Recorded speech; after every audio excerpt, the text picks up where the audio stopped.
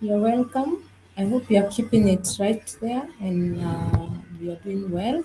Today, I just want us to run some one or two tips that we can use to scale our business to the next level, and especially as managers and especially as business owners, things that you can do or what you can improve on to make your business move to the next level, and also things that you can avoid that we assume that they are just general things that we assume that they are just obvious.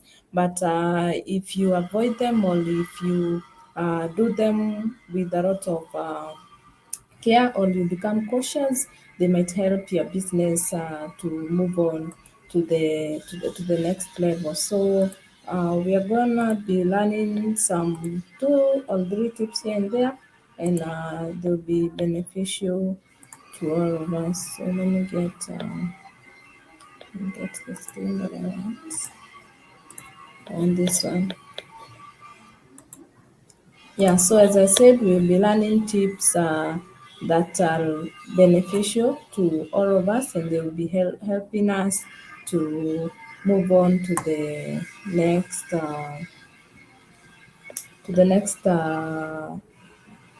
level as business owners.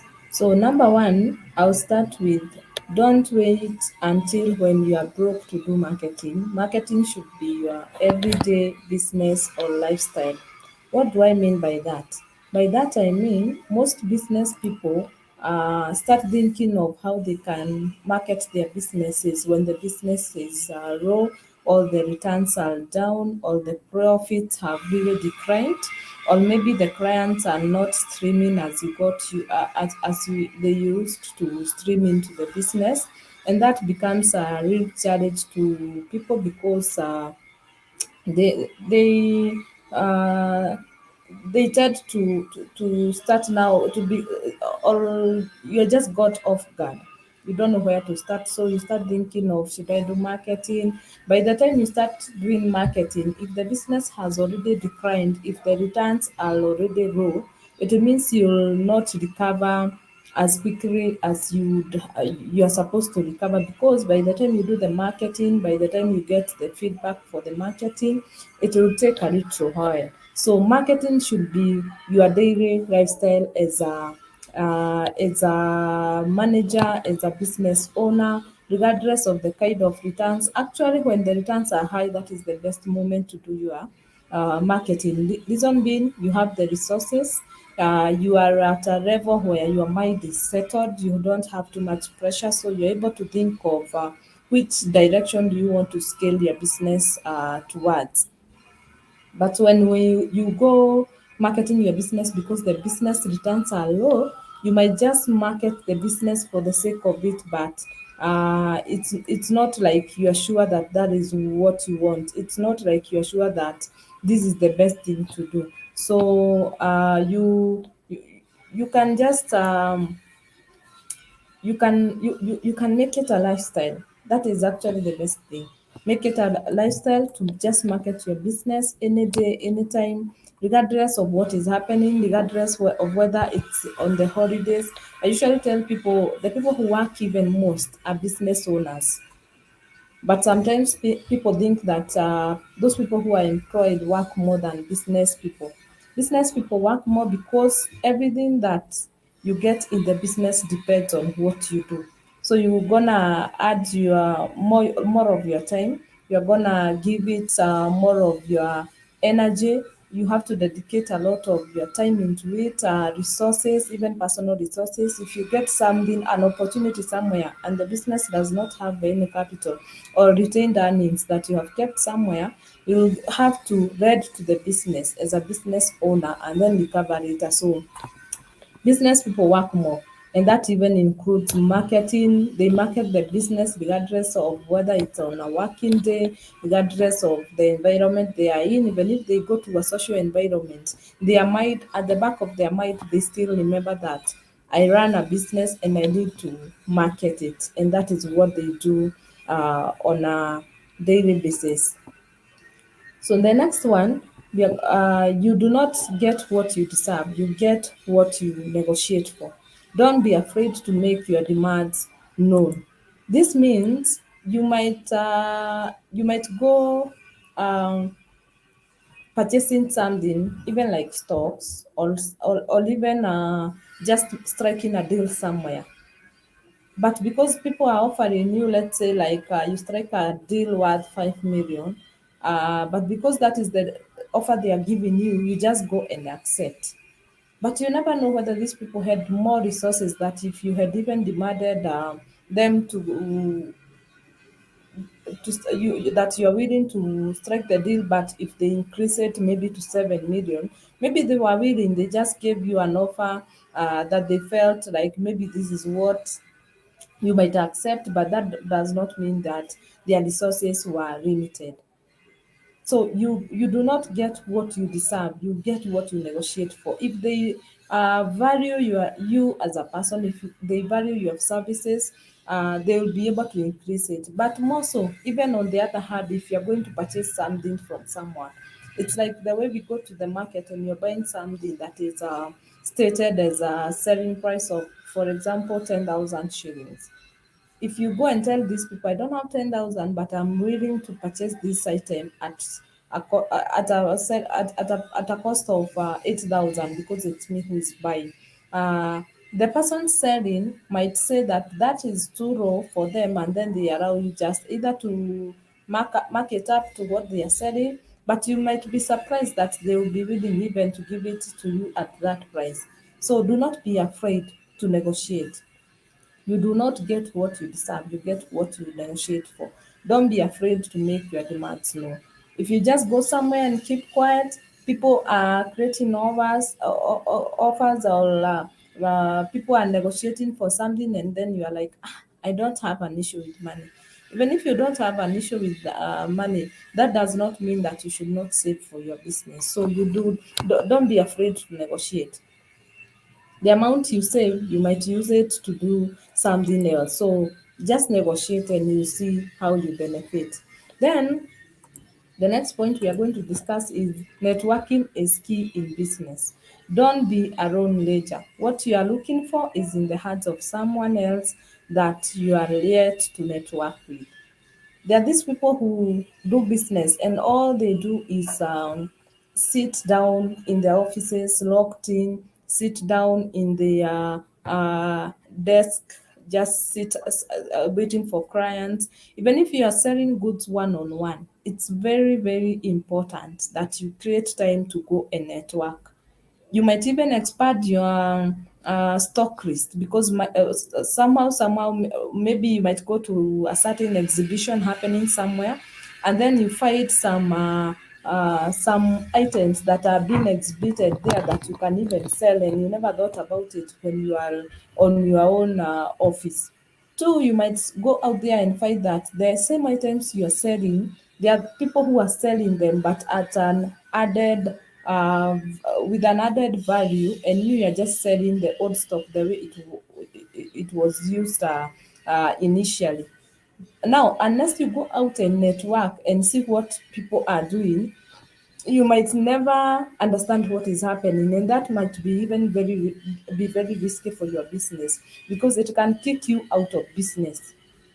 If people get to add value to the same items you're selling, add value to the same services you're offering, and you don't get outside there to understand how they are doing it so that you can also improve on your side, or you can get something that is special that you're offering your clients that they are not getting from other people. So how will you know about it unless you mingle with other business people, unless you mingle with your clients, and unless you go outside there and find the understand what is in demand, understand what is required by the people. Unless you do that, you never know what to do, you never know where to start. um, so next we are going to discuss do not devaluate what you know or have. It might be gold to someone else. By devaluation, I mean you have something that is very valuable, but because to you it's so obvious, because to you it doesn't seem like something of value to anyone, so you devaluate it. You don't give it the value it deserves, and that is just because you're familiar with it. That is just because you think that because it's easy, something easy for you to do, that someone else, it's also easy for them, for anyone else or for everyone else to do. So do not devaluate what you know, or what you have. It might be gold to someone else. Maybe someone is trying to learn or to understand how something works, but because you are used to doing it, you don't understand that there's someone outside there who do not know, and that might make you miss a lot of opportunities, lose a lot of business, because you do not give it as a service, or you do not sell it as a good, because to you you think that it's so obvious. I'm thinking about those people who even make clothes, or even things like carpets, or even those people who made wigs. To them it might be just a simple skill that you hold the needle and the strings and anything else they use, but to anyone else they are looking for that someone who is making it, so that they can go and buy from them. So if this person does not understand that the skill they have in their hearts is valuable and they can use it to make money, they might miss an opportunity that is waiting for them outside there. So do not devalue what you have. It's very valuable. Just understand what to do with it, so that you can earn from it. The next slide, we are going to discuss that unless you are ready to sacrifice some extra personal time, resources, and even your mind, it might take longer than you thought to get to your presumed destination.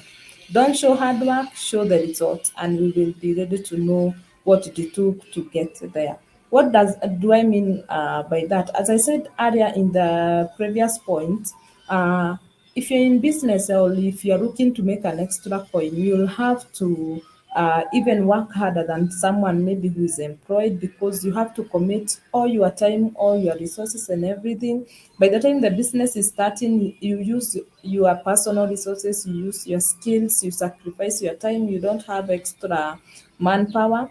And people might never understand where you came from. So if you are thinking, and especially of engaging in business as a total thing that you do on a daily basis, that this is the only thing I'm doing, you might need to understand that you'll find yourself working overnight, working overtime, not having some personal time to do your personal things, because the demand of the business is calling on you, not having too much resources to sacrifice for your own personal deals, not having too much time to just do you. So understand that it will take a lot of sacrifice, but people do not understand the hard work you have put into something. What they understand is when they see the results, when they see what you have produced, when they see what you have become, when they see that whatever you used to say has given results and it can be seen, it's tangible, then they can sit down now and be willing to listen and understand, how do we get there? How did you get here? What should someone else do to get to where you are? But by the time you are doing it, no one would be really ready to listen. So don't show people the hard work, just show them the results, because unless it has already worked for you, you cannot take people to a place where you have not taken yourself.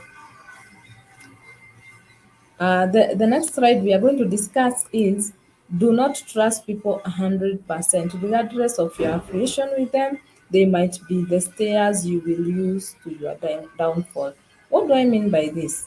I've seen people in business who trusted people who were close to them, even family members, friends, with their resources, with their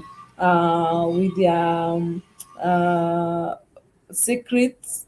There's someone who got an idea of a business and went and shared with some friends somewhere. And by the time the friends discovered that this is a very good idea, and if it's taken care of in the right manner, it will turn this person into a millionaire or a billionaire per se, and it will take them far. So what did they do? By the time he was still sitting there and thinking, should I do it? Should I not do it? Where do I start? This Fred slashed and took that business idea and they owned it and they registered it as a business. And before this person knew, the business idea had already been stolen.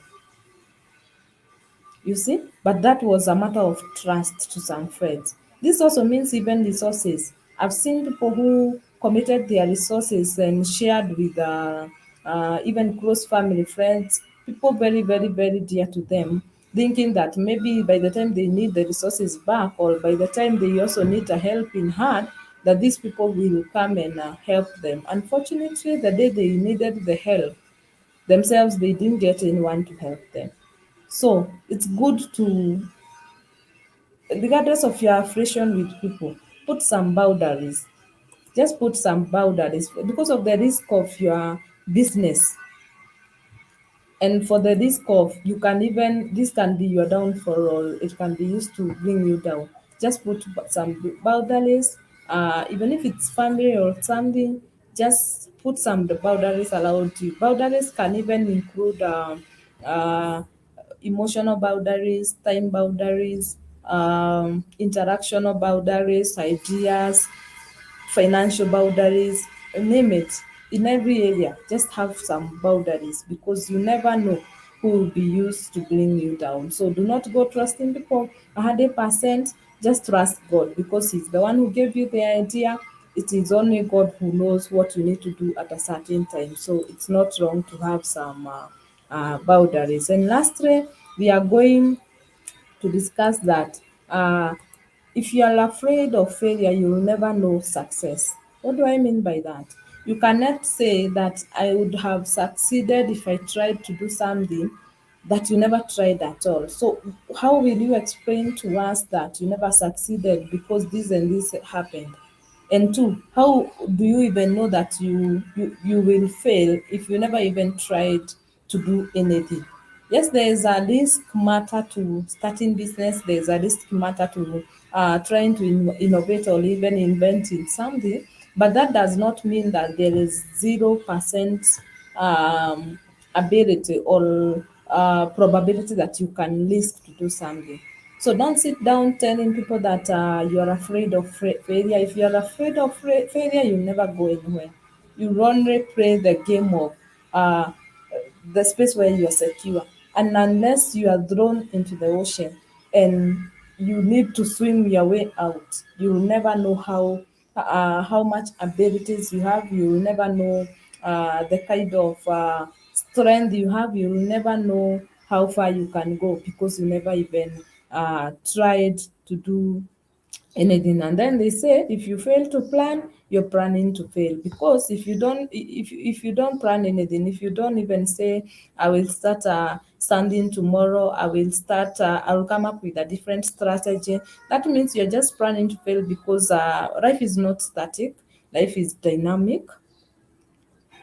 Life keeps on changing. The different times are coming up, different ideas. People are innovating. People are improving on what they are selling. People are just doing so many things. So if you're dealing in a certain sector and other people are improving or changing the way they do things, you will never succeed by the end of the day. If you fail to plan, you're planning to fail, because time will catch up with you.